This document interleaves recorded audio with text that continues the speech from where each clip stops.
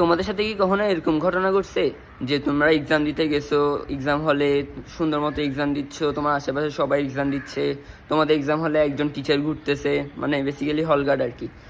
এমন সময় তুমি এক্সাম দিচ্ছ ভালো মতো, কিন্তু এমন একটা সময় আসলো যে তুমি কোনো একটা কোয়েশ্চেনে আটকে গেলা।